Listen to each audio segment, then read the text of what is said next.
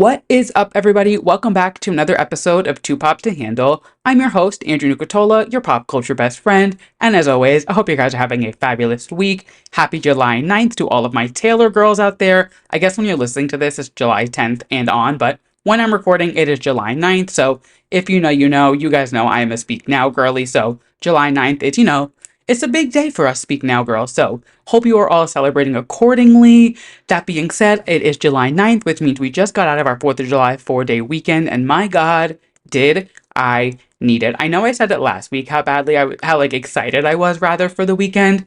I didn't realize how bad I needed that time off until I was editing the episode back last week. There were things in the episode that I was like, when did I say that?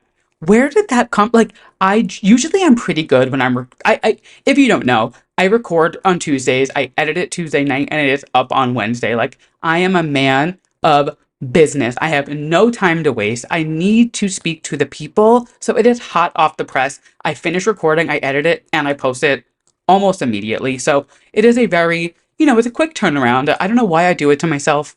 I work best under pressure, I guess. It is what it is. But so last Tuesday when I recorded, I was editing the episode and I literally was like, what the hell was I saying? Like, typically Tuesday nights, I'm able to like take notes during the episode while I'm editing it. And I don't edit much. It really is just like if I have a pause, if I drink a sip of water, like things like that. It's nothing crazy. Last week, I'm going to expose myself. I recorded for 2.5 hours because the words were just not, they were in my head, but they could not come out of my mouth right. And like, I'm usually, I talk fast. I jumble my words here and there. Like, it is what it is. Last week was like no other.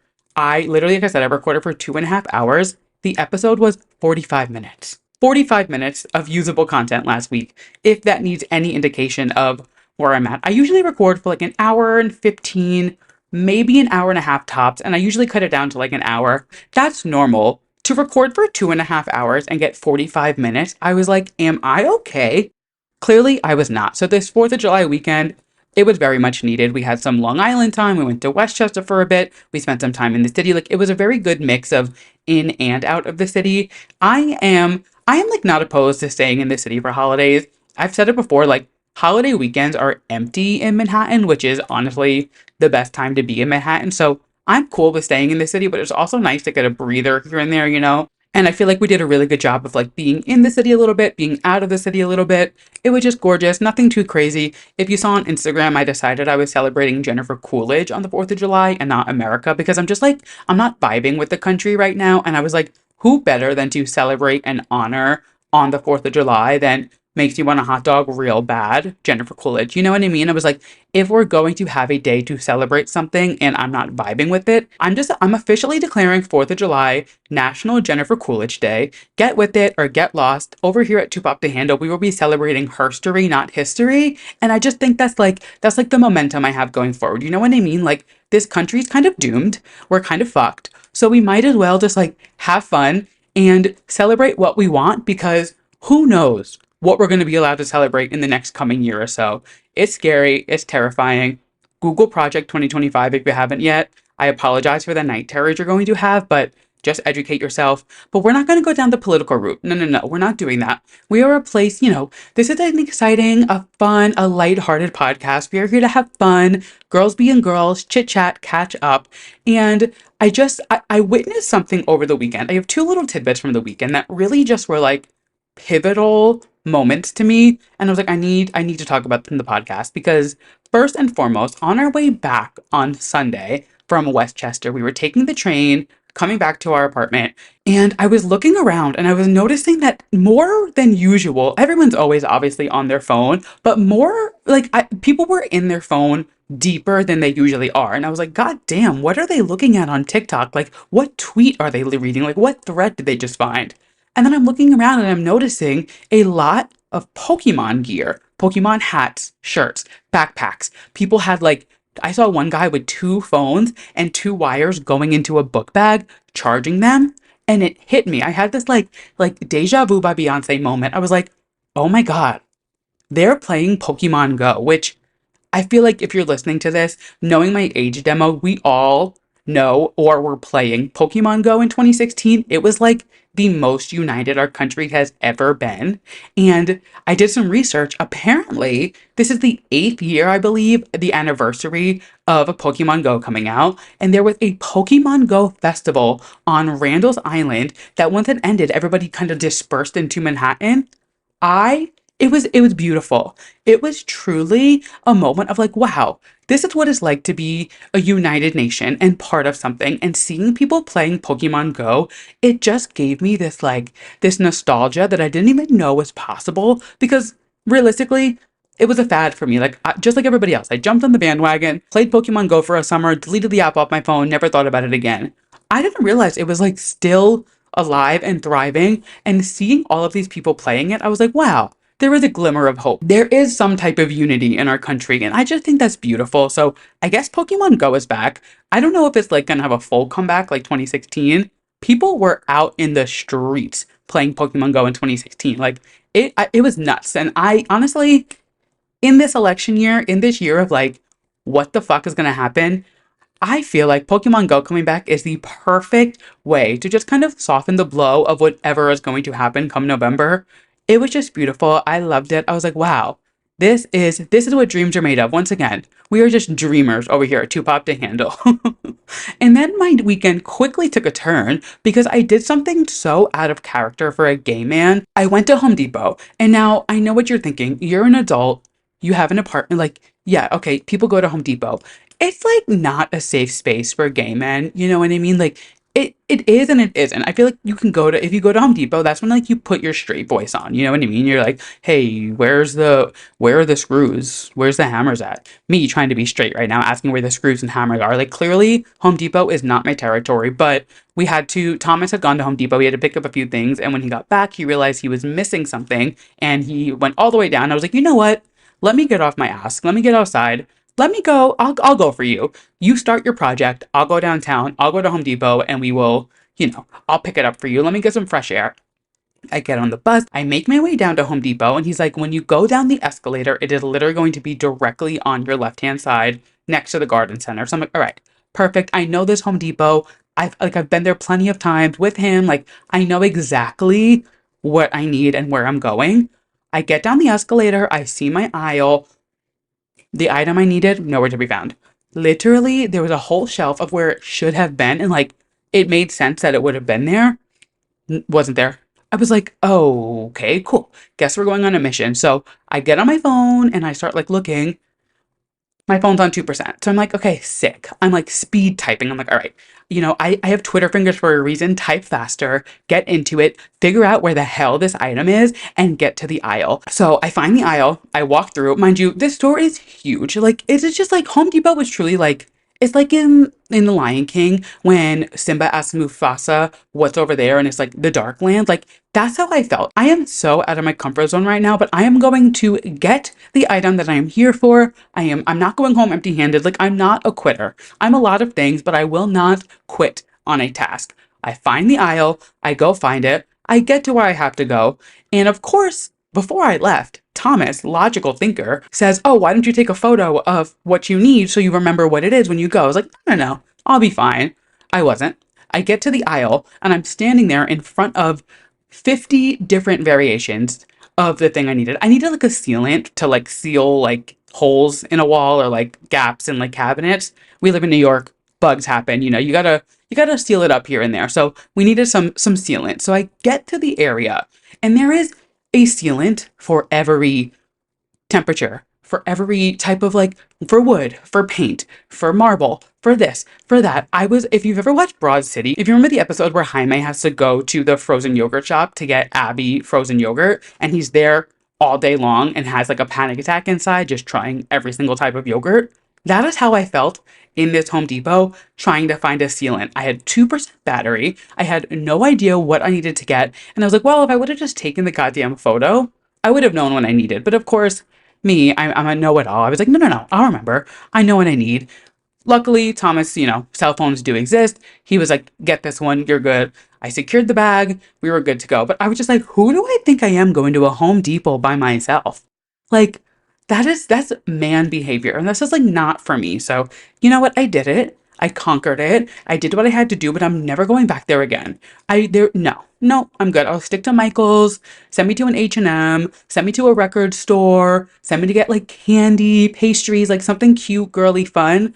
You will not catch me in a Home Depot alone again. I'll go with somebody. I'll be a companion. I'm a great companion in a Home Depot. Really, anywhere. I'm like so much fun. But alone, absolutely not. I was a lost puppy walking through this straight man abyss. It was terrifying.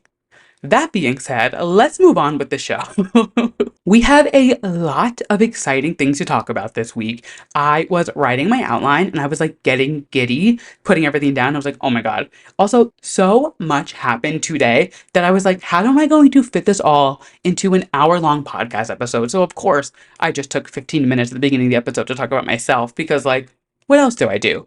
That being said, let's kick the show off like we always do with our Drew releases. We're going to talk about our new music from last week, our new music from this week, and just shady boots if you are up to date on Stan Twitter with what's going on with these two releases. So first off, we always start with our releases from last week, and last week we had one release and one release only, but it was small but mighty. It was a single, but it was a big one. It was Kesha's comeback single as an independent artist, as a free woman, Joyride. And let me just tell you, fun pop music is so back. I love this song. It is so much fun.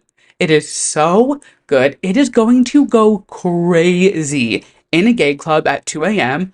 I cannot wait. I can like feel the sweat dripping off my forehead, sipping my tequila soda, singing along. That chorus when she's like, rev my engine till I make it purr, keep it kinky but I comfort. It's so good. I'm obsessed. Also, the little Mean Girls nod, get in loser, let's go for a joyride. It's so good. It's so fun. I love Kesha. I'm so happy that she is finally releasing her music, not tied to Dr. Luke. She's doing her own thing, having fun, doing what she does best, party music. She had blue lipstick on at one point. I was like, oh, Kesha is so back. And not with an S, baby. No, no, no. The dollar sign. This is key dollar sign ha. Anybody remember Kingsley back in the day? That's where my brain not really started. Key dollar sign ha is back, and I am living for it. I love the song. So much fun. When I first put it on and it has that intro and then it goes into the song, I was like, where are we going with this? But I kind of love that. It was kind of a journey. It was fun. Again, fun pop music is back. I'm obsessed. I cannot wait for the rest of this project. Kesha is so back, and so am I. Moving on to our upcoming releases from this week. Again, only one, but it packs a punch. It is a mighty comeback, and it is Katy Perry, Woman's World. The reason this is a little, topsy-turvy tea time is because while Kesha is releasing her first song without Dr. Luke, Katy is putting a song out that is produced by Dr. Luke. And now, I've told you guys, we've talked about it. I understand separating yourself from music of a person that you don't support. I get it. I am not thrilled about this either. I am not, I'm not thrilled to be listening to a song that I know is produced by Dr. Luke. That being said, I can't not listen to a Katy Perry single. I've had this discussion. That being said, Katy Perry's comeback single, Woman's World, drops actually tomorrow, so the 11th. Well, tomorrow for you guys when you're listening to this. It drops on July 11th. Go on her Twitter, her Instagram. There's a whole time, breakdown, because it comes out at, 7 o'clock New York time. Again, I don't get why artists are doing these weird time drops, but I guess whatever works, you do you. I'll be listening. I'm excited. She dropped a teaser for the music video. It's very much like girl power, Rosie the Riveter. She's almost like she's paying a nod to lunch atop of a skyscraper. That photo from the 1920s of all the men on that beam building the skyscraper having lunch. Is very much giving, is a woman's world, hear me roar, Rosie the Riveter, girl power, that kind of vibe, which we love, very excited. We will chat about it next week. I'm very excited. Music video, new single, the whole vibe. Katy is coming and I can't wait. It is a woman's world and I am happy to be living it. So I cannot wait for that. That being said, that wraps up all of our new music releases from last week, this coming week, and I have exciting news. If you listened to last week's episode, I was saying how I have not updated the Drew Releases playlist on Spotify or Apple Music in months. It was so long overdue. Actually, I went into it and I was like, Oh, it's been since like March. It's been a minute. So I didn't do all my homework, but Apple Music is all updated. Spotify, I'm working on. I'm getting there. I use Apple Music, so it's just easier for me to like add the songs quick. Spotify, I have to like go onto the desktop, do the whole thing. It's a whole thing. So I will get to Spotify eventually. When it's updated, I will let you guys know. But Apple Music listeners, she is out. She is updated. So if you are interested in listening to my favorite releases so far from the year, you can go check that out. It is linked in the link in my bio on Instagram.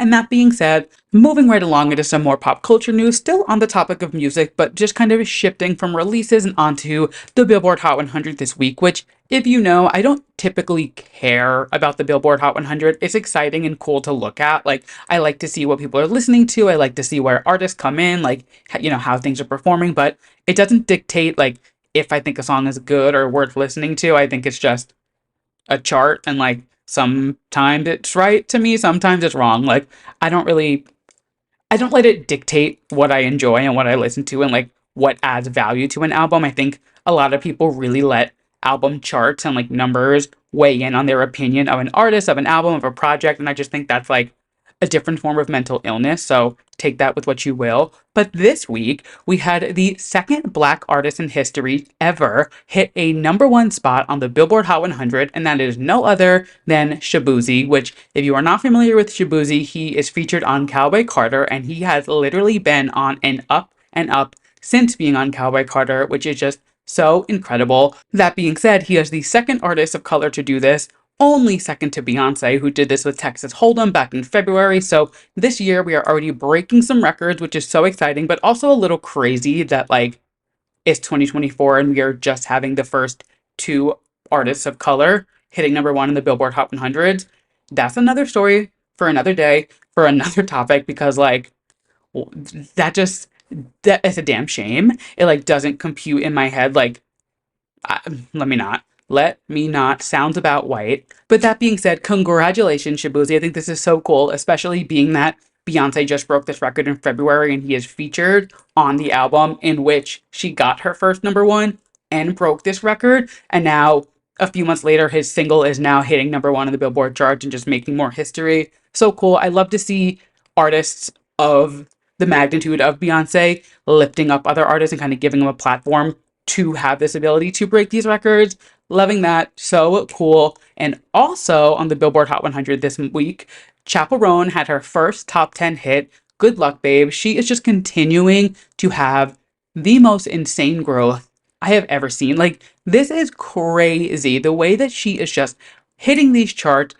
Her album that came out almost a year ago is all rising to the Hot 100 charts. Like, it is incredible. It is so cool. So yes, Good Luck Babe was #10 on the Billboard Hot 100 this week. I think her album was #2 in the country. Like it's nuts. It is insane. It is so well deserved. We have no choice but to stand. Moving along, some other kind of music news, but also some podcast news, but also some movie news. Miss Ariana Grande was on an episode of Shut Up Evan, which is Evan Ross Katz podcast, which if you're not listening to that podcast, you're missing out. Evan is such a good interviewer. He brings such good questions and he has such good relationships with his guests. And this episode was no exception. It was honestly one of my favorite Ariana interviews I've ever listened to. It was so good. You could really tell that they have a really true and genuine friendship more than anything. Like it wasn't just like a professional press junket kind of thing. And I think that's what sets him apart, Evan. He makes sure that he knows these people. He has a relationship. He's not just going into it to like slap somebody's name on his podcast and be like, I interviewed Ariana Grande. Like it felt like I was listening in on a FaceTime between the two of them, which is kind of always my goal with this podcast too. I always want this to kind of feel like you're listening to your pop culture best friend tell you what's going on in pop culture via FaceTime, and he just does it in such a perfect way. It's honestly inspiring to listen to. Like, I love his podcast. That being said, Ariana was spilling some tea on this podcast, and we are going to chat about just a few tidbits. If you haven't listened, seriously, I would take the hour and listen to it. It was so good. If you're a fan of Ariana, if you're not, just a solid interview. But I think one of the biggest things really is that she is confirming there is an Eternal Sunshine Deluxe somewhere on the horizon. Didn't say when, didn't say how many songs, but she did tell us that there was going to be a very specific rollout, which I love a rollout. So that is very exciting to me. And I've already loved the Eternal Sunshine rollout. We've talked about it a bit, especially with the Boy Is Mine single coming out and the remix. I think she's doing such a perfect job with this rollout. If she's making it a long rollout, but she's not doing it in a way that's like shoving it down our throats. She kind of goes away for a bit and then comes back, releases another single, a remix, maybe some merch, and then she kind of goes away. She goes into Wicked mode, REM Beauty. She kind of like puts it on the back burner. She's shuffling around her project in a way that's just, it's making it seem very organic, and it's still getting people excited when she is releasing these singles. So I think whatever she has in store for a deluxe version is going to be just as good. I'm very excited.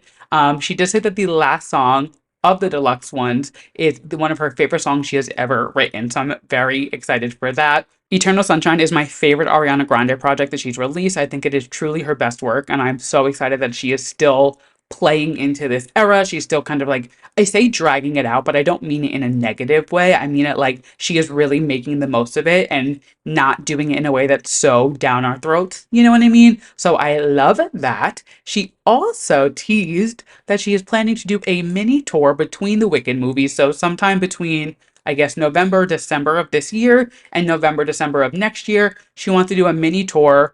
Not sure where, not sure what size. Sign me up. I will be there. I remember back when she released Sweetener, she did the Sweetener sessions and it was like tiny venues. In New York, she did Irving Plaza. The resale was crazy back then, so I'm sure it's going to be even crazier now. But I spent a pretty penny on that ticket because I was not missing a small, intimate Ariana Grande show. That still holds true. Whatever she has in store for this mini tour, whether it means big venues and a small amount of dates, small venues and a big amount, I don't know what it means. Count me in. I will be there. Sign me up for the pre-sale now. Very exciting. I just, pop star Ariana, there's nothing like it. I know that, she loves to act. She loves her Broadway. She loves her this. She loves her that. Get the bitch back on stage. She like, after seeing those Met Gala videos, I'm like, girl, we need pop star Ariana back. Put the ponytail in. Put your knee-high boots on. Let's get this fucking show on the road. I am so excited for that, to hear some of these new songs live.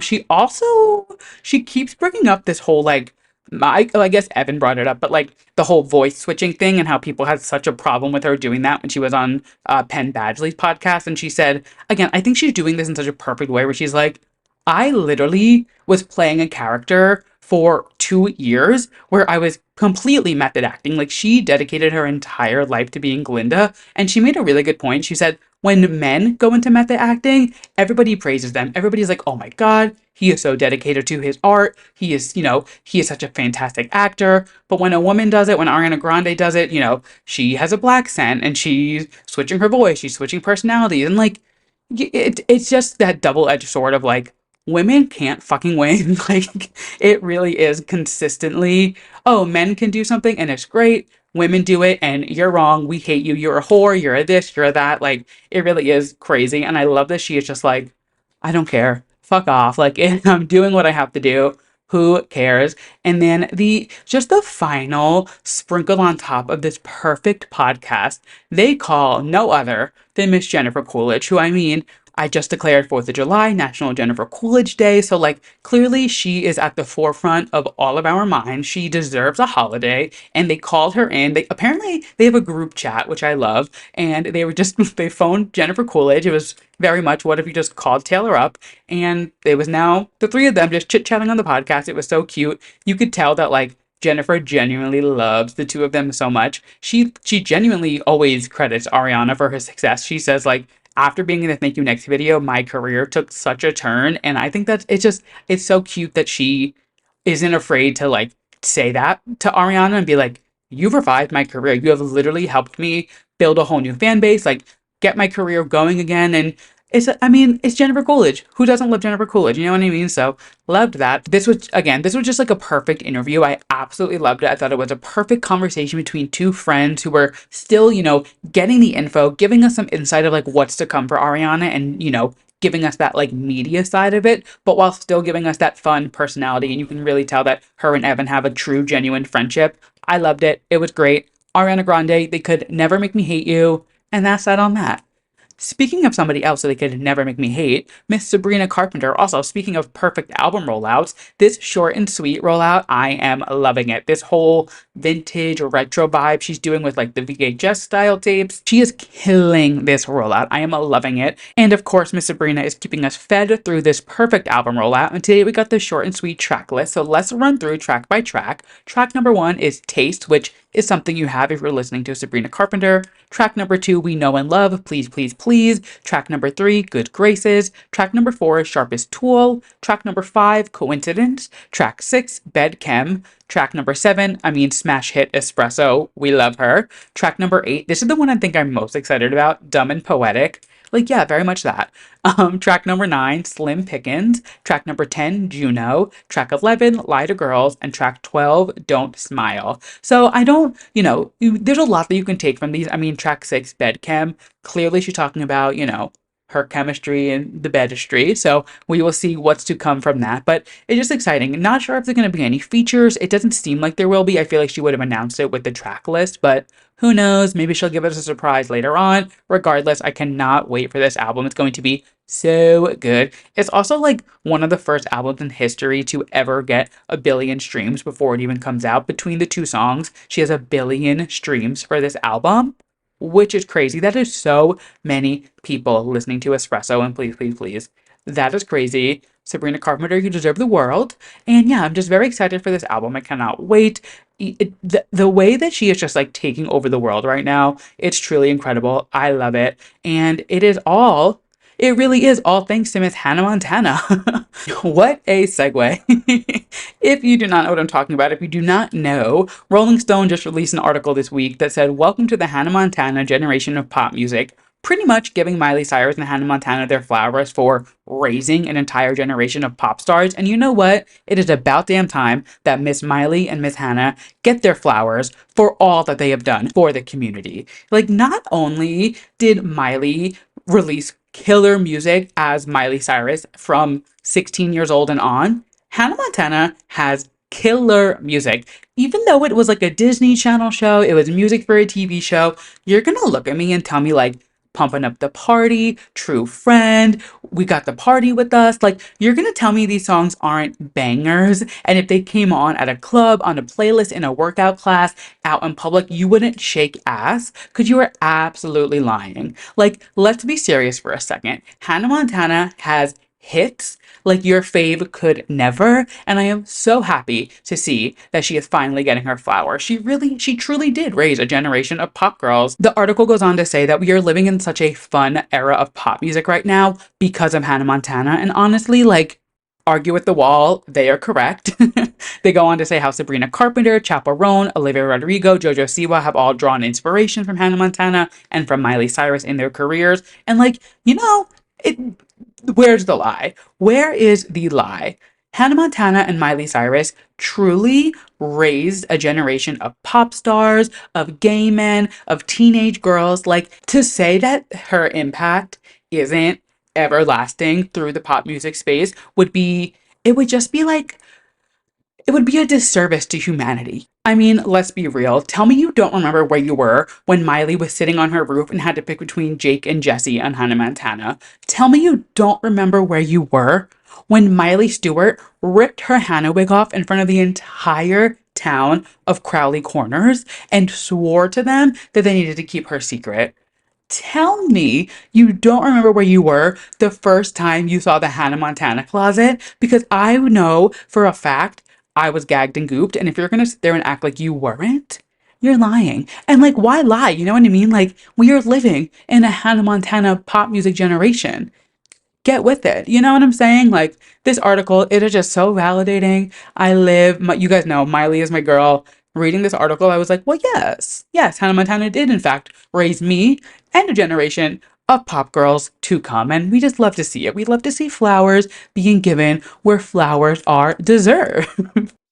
Moving on into our next topic is something that when I saw, I gasped so loud on the subway, I probably scared the entire subway car, but it's big. The Devil Wears Prada is getting a sequel, and as of about an hour ago, it is confirmed that not only Meryl and Emily are back for the movie, Anne Hathaway and Stanley Tucci are in talks to be back for the movie. And I mean, between Freaky Friday getting a sequel, The Devil Wears Prada getting a sequel, like my cup has runneth over. I am like, what more? What more could I ask for? I am just, they are serving me content that I am just like, this is perfect. What more? It's a woman's world. Like Katy Perry said, like, I am so excited. So when I saw this get announced, I immediately was like, all right, well, The Devil Wears Prada is based on a book. Is there a book sequel? And there is. It's called Revenge Wears Prada, The Devil Returns, but it doesn't seem like the book and the movie are following the same plot. So as of now, the plot of the movie is Miranda Priestley's career is going into a decline, which forces her to go head to head with Emily Blunt's character, now a major executive at a luxury group who Miranda needs advertising dollars from, which, let's just cut to the chase. In what world is Miranda Priestley going under and like failing in business? You know what I mean? Like that just doesn't fit my fantasy. So already I'm just like, uh, in what world? But you know, I'm not gonna knock it. It's still gonna be Meryl. It's going to be great. But I'm very excited. It's just gonna be so exciting to like see the cast back together. Obviously, it's in very early stages. The movie came out in 2006, so it would be kind of cool if they released it in 2026. Like, I could wait for the sequel a little bit, especially getting Freaky Friday next year. Like, take your time. That's a lot for me to handle personally in 1 year. So I think if they do take the extra year, it would just be like a perfect way to celebrate 20 years of the movie. So excited. Meryl and Emily are both confirmed to be back. Anne Hathaway, Stanley Tucci, like I said, are rumored. So we will see. I mean, even if it's just like a cameo from Anne Hathaway, I feel like they have to. And I mean, obviously we need Stanley Tucci back in it. He literally was like the saving grace for Andy in the movie. So very excited for this. Very excited to see where this goes. The fact that this is even happening in and of itself is just like mind blowing. And that is not the only Devil Wears Prada news that we have, because if you have not been seeing the clips that the West End production of The Devil Wears Prada on Broadway has been sharing, oh my God. If you see me in London seeing this production, mind your business, because I think I might have to book a trip to London to see Vanessa Williams as Miranda Priestley. She was on GMA sometime this week and she was just talking about the production, and she pretty much just broke into reciting the entire Cerulean monologue, which I mean, pretty much changed the chemistry of my brain. And she said that there's going to be a lot of nods to Miranda's original script in the movie. In the production rather, her first number is called House of Miranda, and the last line in the song is literally, "That's all," which like, oh, I think I'm gonna have to book a trip. Like, I think I have to go to London to see this show because, like, I mean, the music's by Elton John, obsessed. Vanessa Williams literally played Wilhelmina Slater in Ugly Betty, obsessed. It's also just Vanessa fucking Williams, obsessed. Like, when you see me in London in October, November, December, whenever it ends up being, mind your business.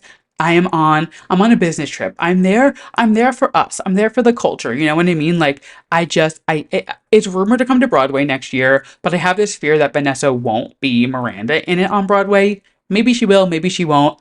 I don't know if that's a risk I'm willing to take. Like, I don't know if it comes to Broadway, I'll obviously see it with or without Vanessa Williams, but like, I don't know if I could like, I would literally hate myself if I just waited for it to come to regular Broadway and Vanessa Williams ends up not being Miranda in it. I would hate myself. Like, I would truly think I would regret it for the rest of my life. So stay tuned for that, because I think I'm gonna have to make my way over to the West End. I've also never been to London and it's on my bucket list. So like, it just like the stars are aligning. We'll chat. We'll see what happens. I also feel like there's just so many movies coming out, so much content being made. Today they announced that Shrek 5 is going to be released in 2026. Eddie Murphy is back, Mike Myers is back, Cameron Diaz is back, which like, I didn't even know that Shrek 5 was something that was on the table. I grew up with Shrek. Obviously, I'm a 90s kid, I'm an early 2000 kid. I loved Shrek, so this is very exciting, very nostalgic. I will be seated for that.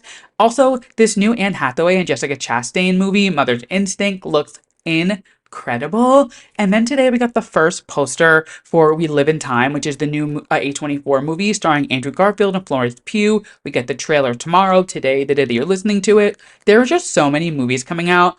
I'm very excited. I feel like we are getting like this resurgence of movies lately. There's just been, I mean, pretty much since like Barbenheim summer, like there have just been like an upcome of movies. I am so excited. I love going to the movies. It's like one of my favorite things to do. I don't go enough, but whenever I do, I'm like, I need to do this more. And that's one of my things that I'm like trying to do more in the latter half of the year. It's just like go to the movies, enjoy a movie. Streaming is great, streaming is fun, but there is nothing like going to a movie theater, getting your popcorn, sitting down, and just like enjoying a good flick.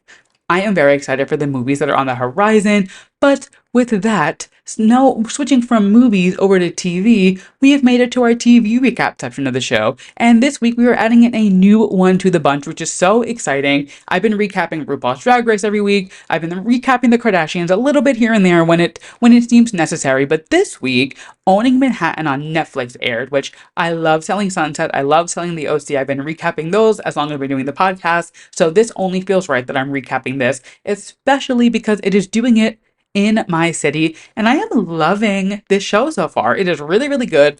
At the end of the episode, the first one, it said produced by World of Wonder. And I was like, oh, well, that makes sense. If you don't know, they produce everything Drag Race related. So of course it's catered to the gays. I was like, okay, this makes sense why I like it so much because they're doing it for us, you know what I mean? So I am loving this show so far. So first and foremost, seeing these homes in the city are absolutely fucking insane. Like I know people are rich here, but there is a level of wealth that is just seems so insanely unobtainable. And I am just like, how the fuck are you affording this penthouse in the Plaza Hotel? It is mind blowing to me, and I love seeing it. It is so cool. Trisha Lee could literally sell me air. I would buy oxygen from her. She is such a killer saleswoman. When she was giving that pitch to the guy for why she should get the Brooklyn building that they're trying to sell, I was like, I would give it to her in a heartbeat. I would give it to her 2 sentences in. I was like, oh, it's hers. She is sold. I'm kind of obsessed. She's kind of mother. Chloe is nuts. Chloe is literally insane. And I'm just like, she's just not a girl's girl. She is completely screwing over Jade. It is just like, not the vibe, not into it, not loving that. I'm loving Savannah. I think she is so sweet, a little Southern belle. We love that. She just seems like she's really eager to learn and really eager to just like chase whatever possibility she can. And I love that. You can tell that she's like really ready to be dedicated to what she does. She wants to be selling real estate. She wants to be doing this. And I think for her, like, spoiler alert, she's looking at other agencies to switch to. And honestly, like, if you got to do what you got to do, you know what I mean? Especially in a real estate world where like it is so competitive. So I don't know. I'm excited to see like where she ends up. People are eating her up on TikTok right now. Loving that. I am also absolutely loving Jade. I've actually met her 2 or 3 times, I want to say. I have a friend who is childhood friends with her. They grew up together. They're still really, really close friends. Again, I've met her a few times in passing. She was very, very nice. But her doing an Anna Delvey art gallery is so iconic. As soon as I saw that, I was like, yep, that's my girl. I love her. Obsessed with that. Also, very curious to see where her storyline goes. Spoiler alert, she is revealing to us that her husband has cheated on her, and I'm hoping that by the end of the season, she has filed for divorce. Things are donezo, but we will see. We're on episode, I think, like 5 right now, so nothing too new yet, but we will see as the season progresses. But loving that. That Anna Delvey art gallery was truly just like so iconic. Obsessed. And then just the final thing to wrap up Owning Manhattan so far. We're on episode 5 or 6, I want to say. So we have a little bit more to go, but we've seen the podcast that Jessica and Jonathan did, and the way that they think that nothing negative was going to come from that, or like maybe they knew something negative would come from it, but they just didn't care. Clearly, they don't care. Like to go on company property using company equipment to talk shit about agents in the company. And then when you were told, hey, you need to go apologize to the agents that you talk shit about, and you use that apology to just be a bigger dick and be an asshole, uh, I can't. I cannot. I'm very excited to see how this plays out. The previews for the rest of the season look insane. I'm very excited. If anybody else is watching, let me know. Shoot me a DM. Let's chat about it because I'm into the show. I'm really, really liking it. And that is Owning Manhattan so far. Moving on to the Kardashians, not much to recap again. This was a good episode. I did like it. They were in Aspen. They just had like a girls' family trip, whatever. But if you are interested in seeing Kim Kardashian and Gypsy Rose meet, this Thursday, the episode comes out. I am so excited. We will absolutely be recapping the Gypsy Rose episode next week. I cannot wait. And if you're on board with the Gypsy Rose news, stay tuned because we still have some Gypsy news to talk about. But moving on to Drag Race. This episode of All Stars 9 was the best episode of the season so far. Oh my god, it was in fucking incredible. I love a musical to begin with, but the level that these girls brought it to with this episode, it was incredible. So it's a new day in the workroom. Rue enters and tells them they were doing a musical. It is called Rosemary's Baby Shower, which is a play on Rosemary's Baby, a horror film. It's like a camp culty classic kind of movie from the 60s. And the winner of this challenge get not one, but two badges. So they get one to keep and one to give away. So there was a lot at stake this week. So we then go into seeing the fact that the girls have to pick their parts, and pretty much everybody gets the part that they want, except for Angeria and Nina. They are both battling for Dr. Poltergeist, and they end up picking from a hat. Nina gets the part. Granted, Angeria was cut off, so she couldn't get a badge anyway. So I kind of am like, it's fine if you don't get the part you want. But I am very proud of her for sticking her ground. She was like, I'm not just giving it to you because you're Nina West and you're a Broadway girl. Like, absolutely not. So they end up picking from a hat. They could have done an audition. I think that would have been made more sense and kind of more true to a musical, but whatever. It is what it is. So Nina gets the part, and then we go into this musical, Rosemary's Baby Shower. It was incredible. Dare I say top three musicals of the entire franchise? It was so good. The looks, the music, the choreo, all the girls performed to the top notch, not even a 10 out of 10. It was like a 15 out of 10 for everybody. Let's get into it. If you're unfamiliar with Rosemary's Baby, essentially this woman is giving birth to a baby who is the devil. It is like an evil baby, and now this musical, the play on it, is now this is a Rosemary's Baby Shower. So everybody attending the baby shower are like icons in the horror space, which is so sick and twisted, and exactly why I love Drag Race. It is just, they are so stupid and so funny, and they do such a good job at playing up stupid. So good. So let's get into these roles. Plastique was Rosemary, so she was the main role, pretty much, the star of the show, but everybody was the star. This was such a good musical. Oh my god. She killed it. First and foremost, Plastique stayed in character the entire time. She gave a little Plastique when she could, but she still played into the campiness, played into the horror side of it. She was phenomenal. Angeria and Chanel were playing Ruth and Sydney, so they were like the landlords of the apartment, in character the entire time. Nailed New York landlords. Like they literally, that is who I rented my apartment from. Like they nailed it down to a T. Gottmik playing fucking The Grudge. How did they make her wig spin around like that? How the fuck did her wig literally spin 360 by Charlie XCX around her head? It was so funny. The rhinestone and glittery vomit down her mouth, so fucking funny. And she was in a nightgown and still was serving cunt. Like, that is so hard to do. Fucking cessed.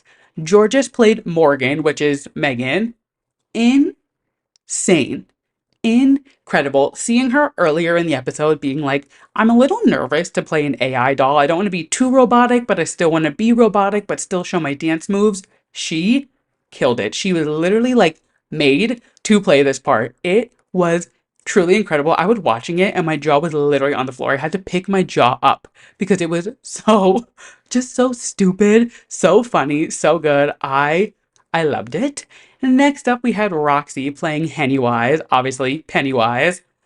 It looked nothing like Roxy, and I was so impressed. It literally looked like it was the fucking clown from the movie. I was like, that is not Miss Thick and Juicy Roxy Andrews under there, but sure enough, it was. She killed it. This was just, it was so good. Everybody was so good. Nina West, I mean, she's a Broadway girl. Of course she's going to kill any role she's in. She was Dr. Poltergeist. So good, so funny. Again, this is what Nina does, so no shocker that she killed this challenge. And then last up, Miss Vanjie, Rosemary's Baby, the real, the devil herself. She was the last character that we meet in this musical. She was the last person to enter the scene, the last person to put the bow on top of the present. She stole the show in her scene. She was incredible. She looked so good. She sounded incredible. She was just on her A game. It was so good. This was truly as a theater kid, it warmed my heart seeing these sick and demented horror girls have their moment on the stage. It was so good. Not only was the musical incredible, The runway was so good. Like I said, this is my favorite episode of the season so far. It was incredible. The theme was Bring Back My Pearls. Hilarious. Plastique starts us off, and I mean, when doesn't she serve? She is truly giving us one of the best runway packages we have ever seen on Drag Race, and this was no exception. The way that her arms controlled the kind of like shell vibe around it, her face, every just it is just to a level that is so insanely good and perfect, and just like there is never a thing out of place. The outfit is always perfect, the makeup is always perfect, the concept is always perfect. It is incredible. This bitch is spending money, honey, on these outfits. Speaking of money, honey, Angeria came out looking like $6 million. That full coat to the floor, the fur or ostrich, whatever it was, feather coat. She takes it off. She reveals this like gorgeous little stunning pearl dress. So good. You guys know I adore Angeria. Next up, we kind of took a different spin, not the like rich pearl kind of feel. Chanel came out very fun, very campy. I was watching the pit stop and Jan said it was very club kid and she just walked up the set of Party Monster. It was so fun, very different, just like fun. And again, Chanel can sell anything. Chanel could walk down the runway wearing a hefty bag and I would be like, well, yes, exactly. Like she is the moment. It was so good. And sticking on the theme of not doing the traditional pearl kind of vibe, Genius from Gottmik, she went with the black pearl, and the details of this outfit were so good. She just, again, somebody who just does drag to a level that is so insanely incredible. Like, she doesn't miss a beat. She never slips. She always looks good. There is always a concept. It is always fully carried out. She plays the part. Like, she knows her references. She knows her look. She knows her body. She is an all-star. She truly is the definition of a drag all-star. Another drag all-star, obviously Miss Roxy Andrews. She was serving body yada yada on the runway. It was very much like season 5. Roxy just kind of like a cute, skimpy little dress showing off her body. Was it the most groundbreaking outfit I've ever seen? No, but it's Roxy Andrews. I'm going to eat it up with a spoon every single time. Loved it. Georges, it was good. It was safe. It wasn't anything crazy. She still looked great. She killed it in the Rusical though, so she could have walked out there wearing a leotard with 2 pearls on her nipples, and I would have been like, yep, she ate, she deserves to win. Spoiler alert. But I did love her hair. I thought the hair was really, really cool, the way the pearls kind of ran through it. A lot of the girls went with this like sculpted look in the hair with the pearls kind of outlining it, which I thought was a really cool and fun way to incorporate them into the outfits. Nina West was so close to being so good, but it just something about it wasn't right. I don't know what it was. It wasn't bad, but it just was like almost unfinished or like just wasn't fully conceptualized. I don't know. It wasn't bad, but it just wasn't. It was so close to being really, really, really, really good. And it just like missed that mark and completely threw it for me, if that makes sense. Thought the hair was cool. I thought like the concept was there, but it could have just been more. And I also didn't really get pearl from it.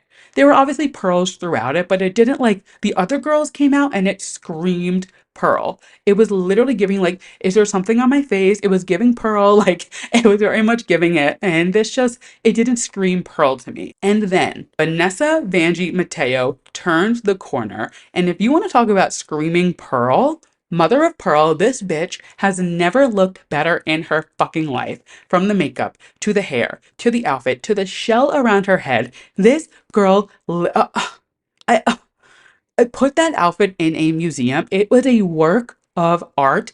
This was a great week for Vanjie, a killer week to be Vanessa Vanjie Mateo. She absolutely knocked it out of the park. This season, I mean, this season is great too, but this episode specifically, chef's kiss. I fucking loved it. We then find out that Georges and Chanel end up winning. Again, everybody did so good this episode. It really could have been anybody's game. They end up lip syncing to Love Come Home, which is by Christine W., who is the guest judge, and it's a tie. First time this season. Typically, there's only one tie per season, and I'm guessing this is it. We're also probably rounding to the end of the season, so you got to use it somewhere. So finally, Chanel wins a badge, and the way that everybody was so excited for Chanel was so cute. You can tell this season really is such a sisterhood. Maybe it's because of the charity. Maybe they all just genuinely do really like each other. I don't know what it is. They all, when Chanel got announced as the winner, the look on everybody else's face was so excited. You could feel it through the camera. It was so cute. So Georgia and Chanel both win two badges, one for themselves and one to give away to somebody else. And in a shocking turn of events, they give the second badge to each other. So not only did they both just get a badge for winning, they also both just got $5,000 for their charities. And now Chanel has two badges, and Georges is in the front running with four badges. Georges went from having two badges, being like in the bottom half of the season, to being a front runner in one episode. That is gaggy. I cannot wait to see how the girls react to this next week. Again, this season is so fucking good. I'm loving it. Next week is a lip sync Lollapalooza. I need Roxy to keep her title of winning every lip sync she's ever done and just continue to kill these lip syncs. I am so excited. The girls on this season, Vanjie, Roxy, Georges, even Angeria, Chanel, like there are some killer lip syncers on this season. I am so excited for this lip sync Lollapalooza. Of course, we will talk about it next week. And with that, it is bringing us to the final segment of the show, my yes and my mess of the week. If you are new here, I end every single show with a yes and a mess of the week. My yes being something I'm loving, and my mess being something I'm not loving. So we always start on a high note, so let's kick it off with my yes. And there are some congratulations in order. I teased it a little bit earlier when I was talking about the Kardashians this week, but our girl, Gypsy Rose Blanchard, is pregnant. This is the craziest news. I mean, we all kind of predicted she was going to kind of be on like a high speed into her future once she got out of jail. She would get married, she would do this, like have her whole thing. Was a baby like the number one thing on my list for her? No. Am I that surprised? Yes and no. I'm like back and forth. I'm not totally shocked that she's expecting already. I'm more shocked that she's expecting with her new man, that is her ex-man from before her previous man. Like she already is pregnant with this guy after she just like I don't even know if the divorce is final with Ryan. And now her and Ken are expecting a baby. Very crazy. I think what's the most like exciting and like really cool is that her body has been through a lot. Her mom put her through hell and she is now able to conceive a child and carry it. I mean, obviously, fingers crossed, hoping for a healthy pregnancy, everything goes good and like smooth, but like she seems to be in good health. She was obviously able to get pregnant if the baby is due in January, I believe. So that means she is what? August, September, October, November, December, January. She's 6 months along. Oh my God. So that means she got pregnant 3 months ago. When did her and Ryan split? I don't know if her and Ryan have been separated for 3 months yet. They might have been. Time has been flying pretty fast, but that is some interesting math. I'm gonna have to look into that. But that's kind of tea. But I guess we'll see. I don't know. Regardless, congratulations, Miss Gypsy Rose. This is so exciting. And also like what what? I don't know. When I saw this, I literally deleted my yes and I was like, Gypsy Rose pregnancy is my yes this week. You guys know I love her. I will always continue to root and rally for Miss Gypsy Rose. And switching over to my mess for the week, it's more so just like an ongoing narrative online, I guess.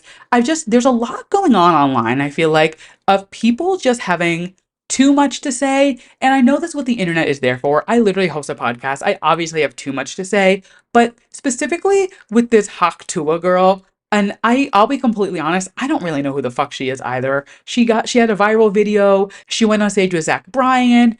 She quit her job, moved to LA, has management, and now she's like trying to do this influencer thing.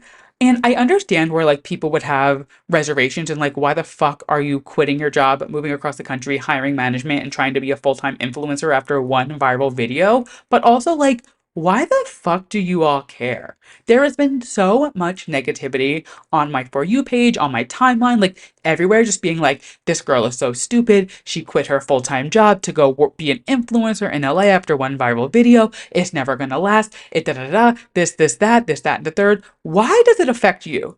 Is it affecting your paycheck every week? Is it affecting your day to day life? No. So shut the fuck up. And I'm not even sitting here to be like, oh my God, she's hilarious. I love her. I honestly don't know anything about the girl. I know she had a viral video. I know she's like doing her thing now. Like, I know very surface level about this girl, but like, why do you care?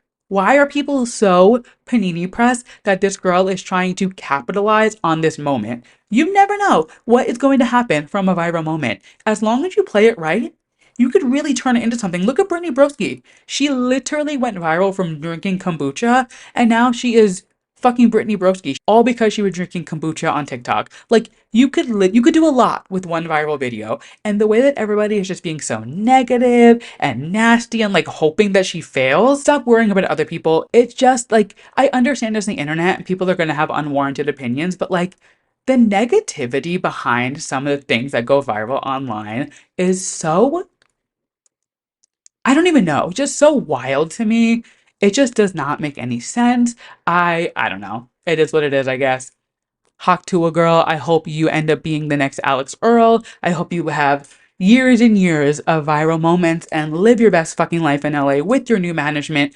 And I hope you go back on stage with Zach Bryan. Because you know what? Prove these bitches wrong. I would love to see in a year or two her having like a business, her having a huge, huge brand deals, going on the Tarte trip, going to Coachella for free. Like, I hope she flourishes in the influencer space only because the way everybody is being so negative to her hoping for success. And with that, that is the end of our episode.